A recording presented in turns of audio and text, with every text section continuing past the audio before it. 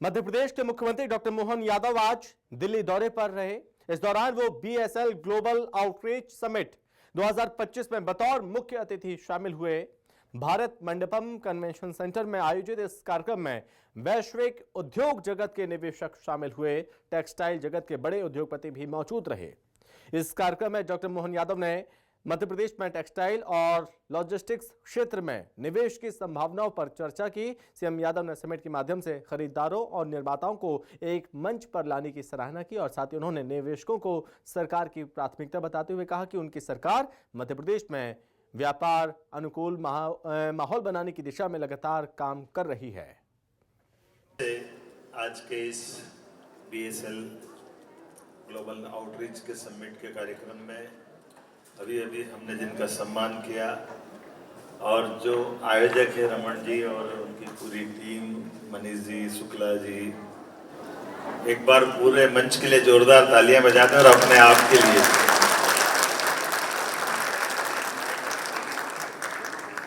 ये बात बिल्कुल सही है कि आमतौर पर ऐसे व्यवसायिक ग्रुपों में जिस तरह से इसकी प्लान किया गया, जिस प्रकार से 2 साल में ये कल्पना की गई है, यही बताता है यशस्वी प्रधानमंत्री श्रीमान नरेंद्र मोदी जी का समय। जोरदार अभिनंदन अपने प्रधानमंत्री श्रीमान नरेंद्र मोदी जी की।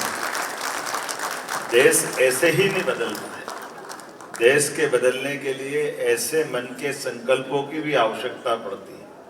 इन संकल्पों में नवीनता भी होती है, विविधता भी होती है और हम सब मिलकर के देश के लिए काम कर रहे हैं, भारत को आगे बढ़ाने के लिए काम कर रहे हैं। हमारे अपने अपने प्रकार के अलग अलग मार्गों से, अपने अपने व्यवसाय से भी, व्यवसाय से जुड़े हुए सभी पक्षों के लिए और कुल मिलाकर के हमारे अपने देश के अंदर के स्वस्थ वातावरण को मजबूत करने के लिए, जिस प्रकार से हमारे व्यवसायी वर्गों के लिए एक तरफ आपने सारे निर्माताओं की श्रेणी इकट्ठी की, एक तरफ आपने उनके खरीदारों के लिए भी ये मंच जुटाया और दोनों को इकट्ठा करना, ये अपने आप में नया प्रयोग भी है, नया संकल्प भी है। लेकिन कितना अच्छा लग रहा सुनकर के भी, जब मैं मध्य प्रदेश की तरफ से आपसे बात करने आया हूँ। आमतौर पर ये बात सही है कि मुख्यमंत्रियों के लिए बड़ा कठिन जाता है ऐसे कार्यक्रम में, क्योंकि और व्यस्तता बहुत रहती है और ऐसे में हमारे अपने उस बड़ी व्यस्तता वाले माहौल में ऐसा वर्ग अगर छूटता है तो ये इसकी कीमत देश चुकाता है। हम केवल कल्पना करें, देश के सामने 2 आंकड़े देखें। जब देश आज़ाद हुआ 1947 में तो 15वें नंबर पे आर्थिक रूप से भारत का स्थान था और दुर्भाग्य के साथ कहना पड़ेगा कि जब यशस्वी प्रधानमंत्री बने तब भारत 11वें नंबर पे था।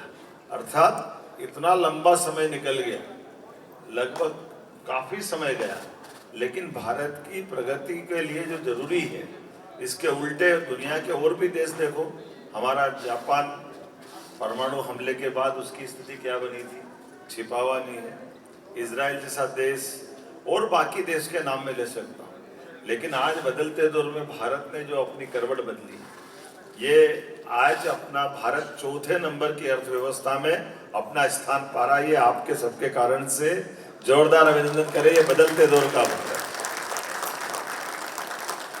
और नवाचार के मामले में भी आगे बढ़ रहा है। कितने अच्छे प्रकार से हम देख रहे हैं भारत के अंदर जो जिस प्रकार से डिजिटलाइजेशन हुआ है, अलग अलग सब प्रकार के व्यापार व्यवसाय को बढ़ाने के लिए सारे बेकार प्रकार के कानून जिसके कारण से व्यापार व्यवसाय रुकता है, आज बदलते दौर में ऐसे सारे बदलाव की जरूरत भी है।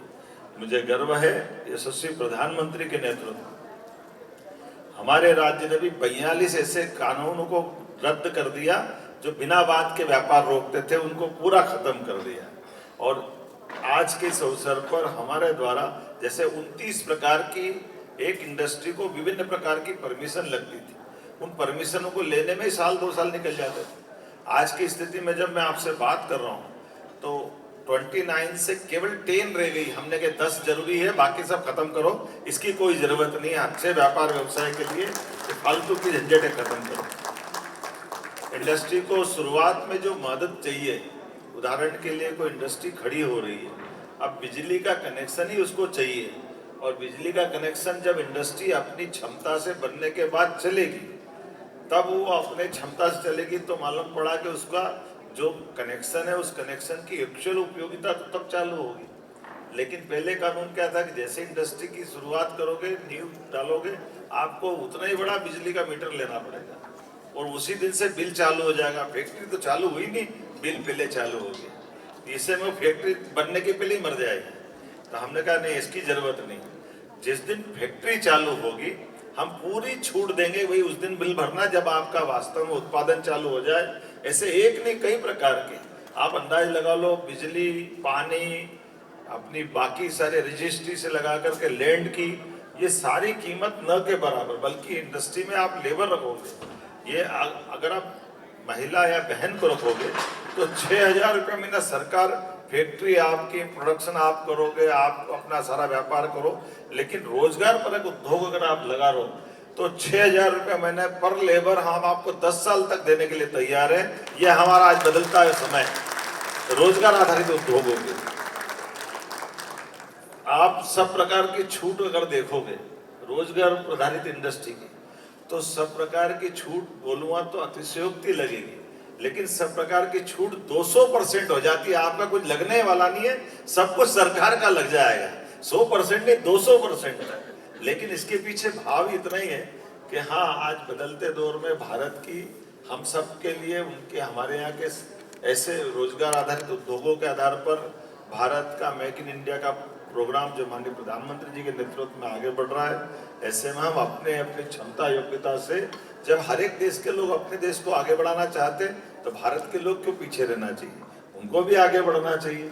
और हमने देखा कि इतना बड़ा देश विविधता वाला है, इतनी बड़ी मानव संपदा हमारे सामने है, इतनी प्रकार की अनुकूलता है, उस अनुकूलता को आज हमारे लिए और अनुकूल से अनुकूल बनाने के लिए प्रतिकूलताओं को पराजित करके अनुकूलता की तरफ ध्यान देने की जरूरत है। आज मैं संक्षिप्त समय के लिए आया था, लेकिन पर्याप्त समय दिया, क्योंकि मुझे लगा कि ऐसा आपका कहाँ से, कोई कनाडा से आया, कोई कहाँ से आया, इतने दूर से अपने सारे लोग आए, तो आप सबके दर्शन का मौका मिला। ये मनीष जी का बहुत आग्रह था, एक बार मनीष जी के लिए भी जोरदार अभिनंदन करते। हमारे अपने मित्र हैं और इनने बड़ी अपनी हिम्मत की, तो हमने कहा बिल्कुल चलते हैं। हमारी सरकार को तो लगभग अभी आज की स्थिति में 1.5 साल के आसपास ही हुआ, लेकिन मुझे ऐसे कामों में अच्छा लगता है। तो मध्य प्रदेश के लिए लगभग हमारे विभाग में राघवेंद्र सिंह जी यहाँ मौजूद है, मुझे लगता है कि शायद अपना 2 महीने से ऊपर समय केवल इंडस्ट्रियों को लाने में ही लग रहा है कि रोज कहीं ना कहीं रोड शो, कहीं किसी प्रकार के आयोजन हमारे हो रहे हैं, देश के अंदर हो रहे हैं, देश के बाहर हो रहे हैं, हमारे राज्य के अंदर हो रहे हैं। और एक सेक्टर नहीं, आपसे भी निवेदन करना चाहूँगा, हमारे लिए सभी सेक्टर, माइनिंग सेक्टर है, हेल्थ सेक्टर है, हर सेक्टर के अंदर इतनी अनुकूलता है जिसमें हमारी सरकार ने खुले दिल से सारे प्रकार से प्रोत्साहन देते हुए राज्य को आगे बढ़ाने का निर्णय किया है। मेरी अपनी ओर से एक बार फिर इस सुंदर आयोजन के लिए आपको बधाई, जोरदार अभिनंदन। हमारे भाई के लिए दिल से इतने अच्छा प्रयोग किया और पूरी मंडली शुक्ला जी सहित सबको बधाई, बहुत बहुत धन्यवाद।